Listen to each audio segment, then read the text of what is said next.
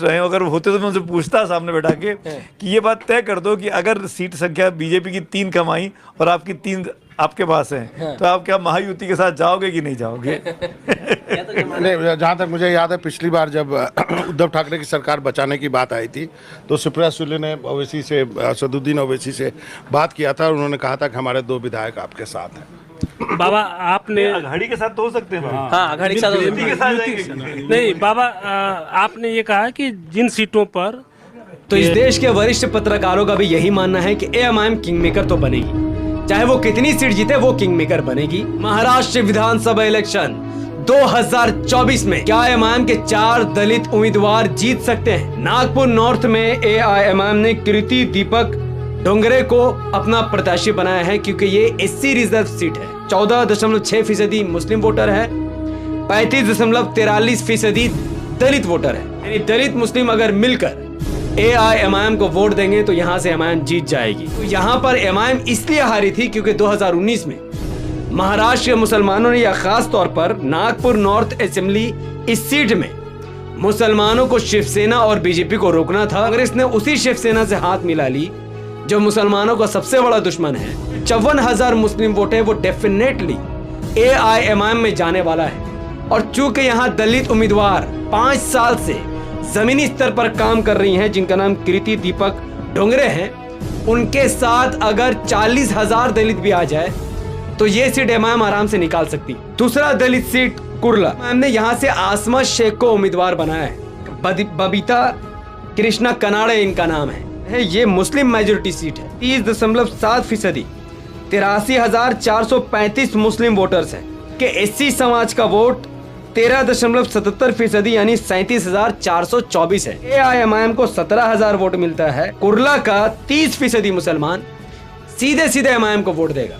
कुर्ला में पहला दलित उम्मीदवार को जिता सकते हैं। विधानसभा सीट मूर्तिजापुर, ये भी एससी सीट है। यहाँ पर स्केड्यूल कास्ट की आबादी 23.61%, लगभग 76,695 वोट है, जबकि मुसलमानों का 36,706 वोट है। कह सकता हूँ कि बीजेपी सिर्फ लक से जीती है। तो आप देख सकते हैं 2019 में वोटों के विभाजन की वजह से भारतीय जनता पार्टी की जीत हुई है। इस बार 2024 में जब मूर्तिजापुर से एआईएमआईएम ने सम्राट मानिकराव सुरवड़े को अपना उम्मीदवार बनाया और एक दलित प्रत्याशी को मैदान में उतारा है, क्योंकि एमआईएम चाहती है कि वोट ना बटे ना कटे और सीधा सीधा एआईएमआईएम को फायदा हो, ना कि किसी और को।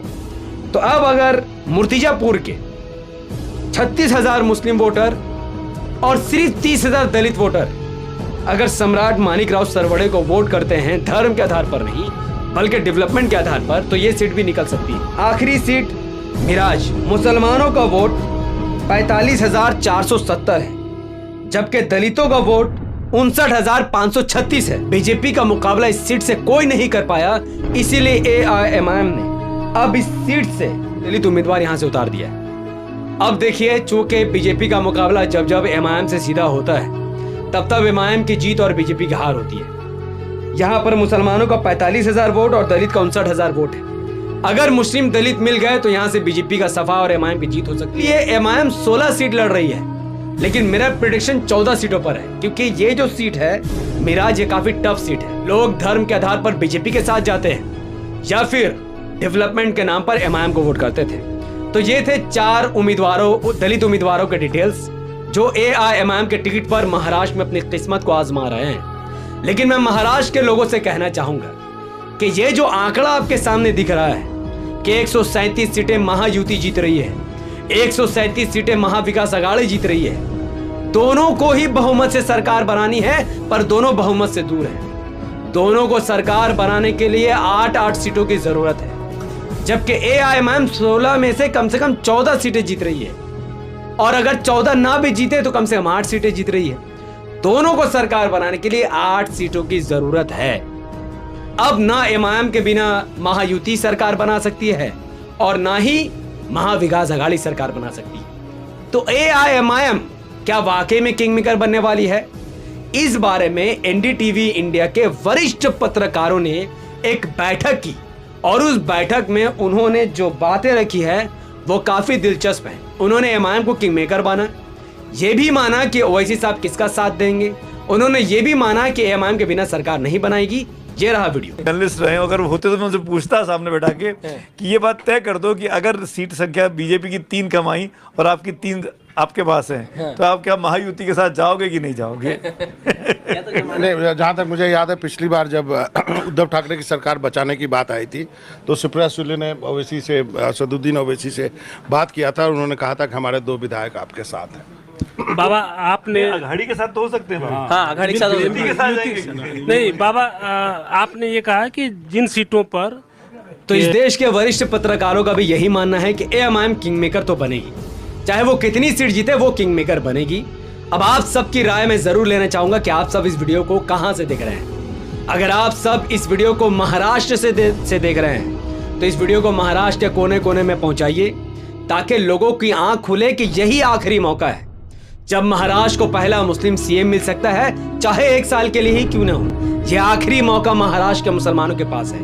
अगर तुम अपना 16 सीटों का समर्थन एमआईएम को दोगे, 16 में से 14 सीट भी अगर एमआईएम की जिता दोगे तो बिना एमआईएम के कोई सरकार नहीं बनाएगा। और जब एमआईएम के समर्थन से सरकार बनेगी तो 1 साल के लिए कम से कम मुस्लिम सीएम बन सकता है और महाराष्ट्र जो पीछे धकेल दिए गया पिछले 5 सालों में, वो इंशाल्लाह पूरे भारत में सबसे मशहूर राज्य बनेगा, सबसे डेवलपमेंट वाला राज्य बन जाएगा और पहली बार मुसलमान खुद को सुरक्षित महसूस करेंगे और सत्ता में उनकी हिस्सेदारी होगी। तो इस वीडियो को लाखों लोगों तक पहुंचाने के लिए इस वीडियो को लाइक कीजिए, शेयर कीजिए, कमेंट कीजिए। अगर आपने अब तक हमारे चैनल द पॉलिटिकल को सब्सक्राइब नहीं किया है तो इसे सब्सक्राइब करके बेल आइकन को हिट कर लीजिए। अगर आप सब इस वीडियो को हमारे फेसबुक पर देख रहे हैं तो इसे लाइक और फॉलो कीजिए और प्लीज कमेंट पर बताइए कि आप सब इस वीडियो को किस राज्य से देख रहे हैं, आपकी नजर में कौन सी पार्टियां कितनी सीटें जीत रही है।